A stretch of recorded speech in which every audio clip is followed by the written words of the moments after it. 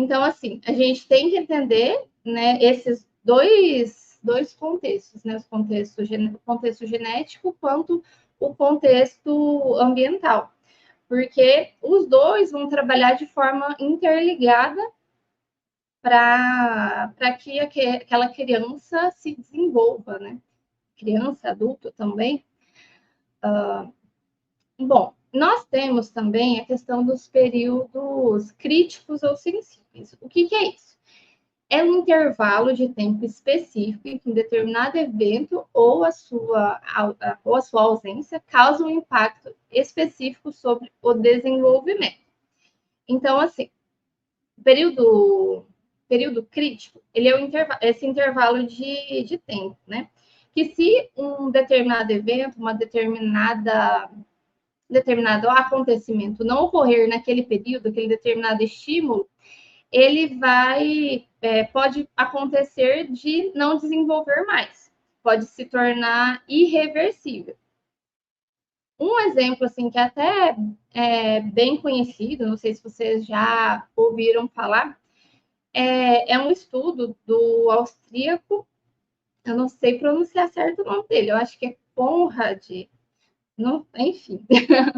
Ele mostrou, né, nesse estudo, que os patinhos recém-chocados, eles seguem o primeiro objeto em movimento que eles veem. Então, de forma instintiva, eles seguem esse primeiro objeto, primeiro ser que vê em movimento, eles já começam a seguir, mesmo se não é um membro da mesma espécie.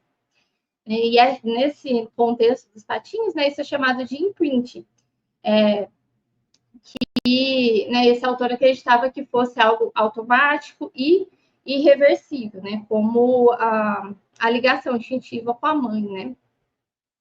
E assim, esse imprint, se ele não ocorresse, isso poderia afetar de forma, às vezes, até irreversível esse desenvolvimento desses patinhos, né? Porém, como se trata de seres humanos, alguns autores trazem que o melhor que pode descrever, no caso do ser humano, são períodos sensíveis, e não períodos críticos. Então, assim, né?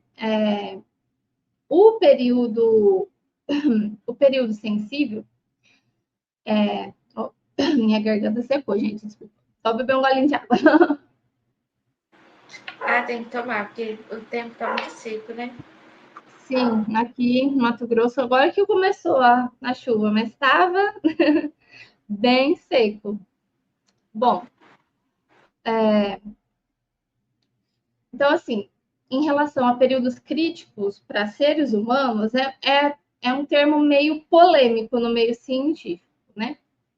Como vários aspectos do desenvolvimento, até mesmo do domínio físico, eles demonstram plasticidade de acordo com a experiência, né?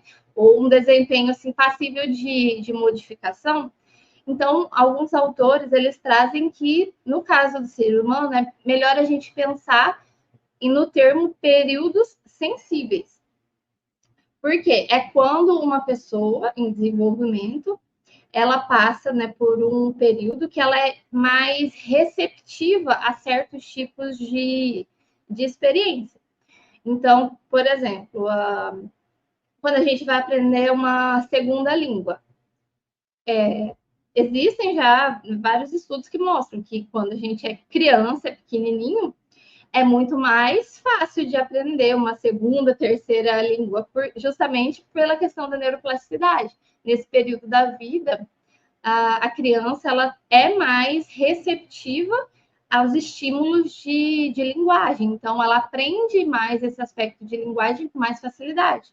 Não que seja impossível aprender depois de adulto, não é impossível, mas é muito mais difícil do que quando é uma criança. Então, a gente pode dizer que, por exemplo, a infância ela é um período sensível para a aquisição de linguagem, por exemplo. Ok. Então, assim, como eu falei, a infância ela é um período extremamente sensível para tudo.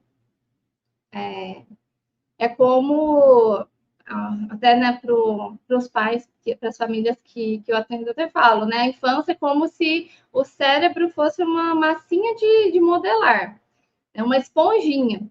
Ela tá ali para aprende com muito mais facilidade. Então, aquelas experiências que a criança vivencia vão afetar o resto da vida dela.